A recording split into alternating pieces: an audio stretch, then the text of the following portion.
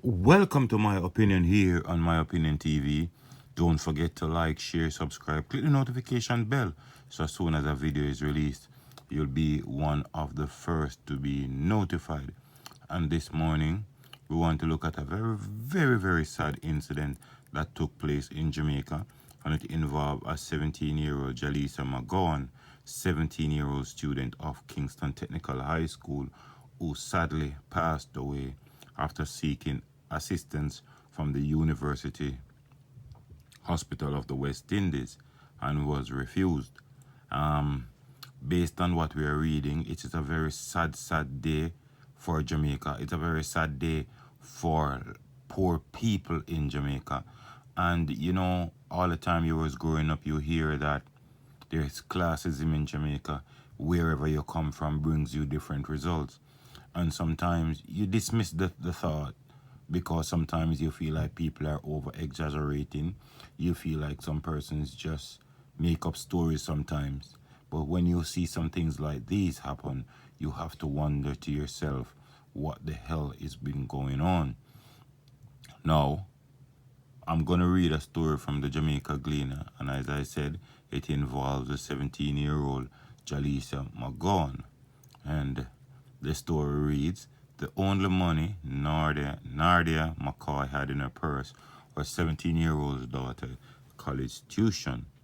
But she would have spent every dollar on her to get some oxygen at the university hospital over the weekend. No help came for Miss McCoy and her daughter Jalisa McGowan, who had ambitions of becoming a visual artist. I am not necessarily reading word for word. I'm paraphrasing some of the stuff. An intensive investigation has been launched into McGowan's death, and the finding will be disclosed thereafter, says Dr. Peter Glegg, Senior Legal Officer at the University Hospital on Sunday. Well, my opinion, I have been in situations where I had encounters with University Hospital and doctors on a whole, and there's a perception in Jamaica that doctors collude with each other.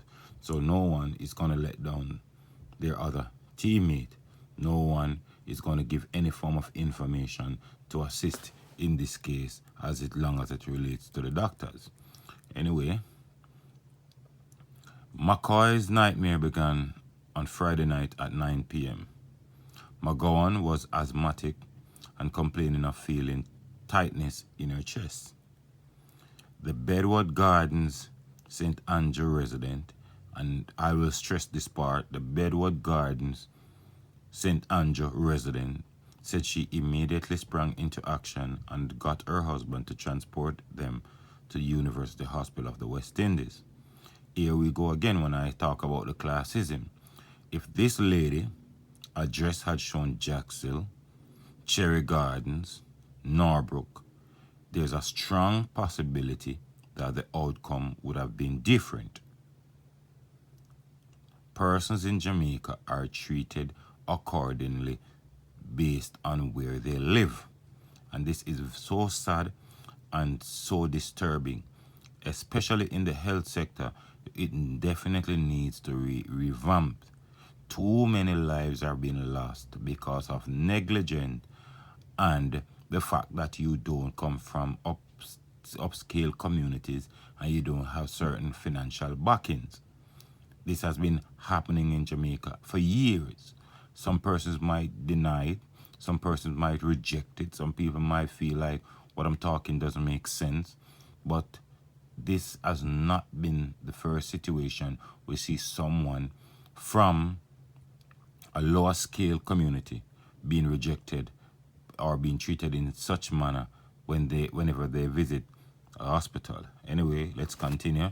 McCoy said the doctor kept her distance while assessing and gathering information on McGowan, who at the time was weak as she struggled for air. Now, I'm going to put this out clearly. Don't believe that everything Miss McCoy says I'm going to take as gospel. Because sometimes person in the moment of grief, in the moment of despair, they overemphasize the situation, they over exaggerate the situation. But the bottom line is the child lost her life based on complacency and neglect from doctors based on what she's saying. I am eager to hear the doctor's side of the version of the story, but as I said, I am not holding my breath to hear that because most times they are in collusion with each other. Now, as her anxiety spiraled, the mother said the doctor returned with news that she had no bed space to offer McGowan oxygen.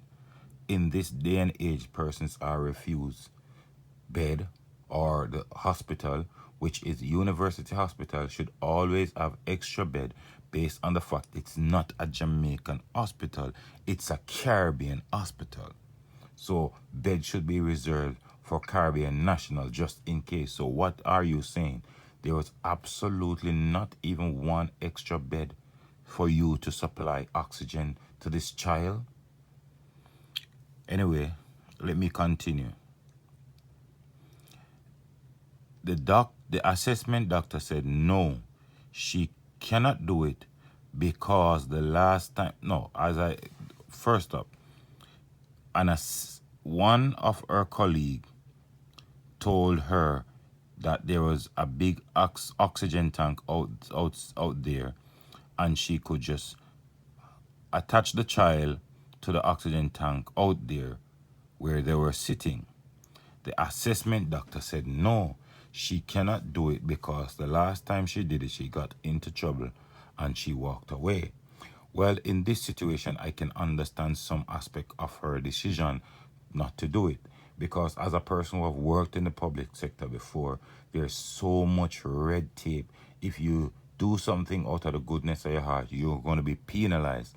However, for me, I would have done this and care zero because at the end of the day, this is protecting or saving a life, right?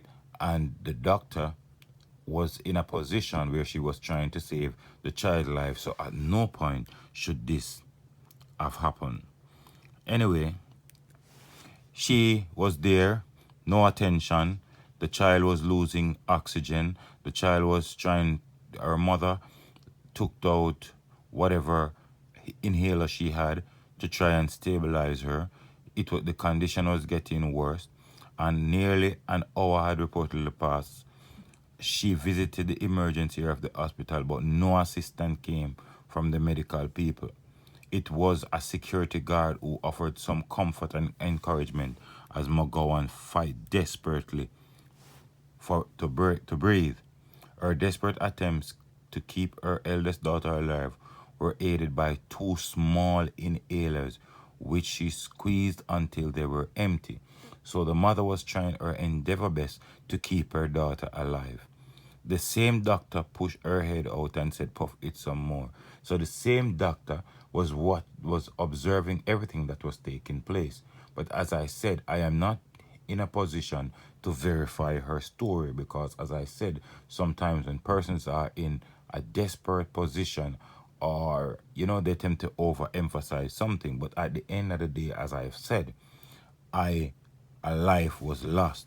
Anyway, to cut this story short, she eventually left and bring her to Andrews Hospital where she actually died. Now, apart from the fact that an investigation is to be launched into this situation, I hope the Minister of Health, Christopher Tufton, will get to the bottom of this. I hope whichever doctors were involved in this, I hope they lose their job. Now, Jamaica loses a promising 17-year-old based on the fact that the doctor refused to give the child oxygen, all because they had no bed. In the year 2021, a child is refused an hospital bed, or an hospital doesn't have a bed to put a child to give her oxygen to save her life. So when it's not one thing, it's the other. When it's not crime, it's our health system. The whole Jamaica need a revamp. And as soon as Jamaica can get it right, we will never be a better place until we put our energies together and get things right. And until we Jamaicans start looking out for each other, the country will remain the same way it is. But condolences to Miss McCoy for the loss of her daughter, 17-year-old Jalia McGowan. We wish them some comfort and solace in this troubling time, but the Jamaica health system definitely needs to be revamped. Well, let me know what you think in the comment section. Don't forget to like, share, subscribe, click the notification bell. As soon as a video is released, you'll be one of the first to be notified. Until next time, be safe. Look out for the children. Look out for a neighbor. Look out for a loved one. And most of all, keep it locked on My Opinion TV.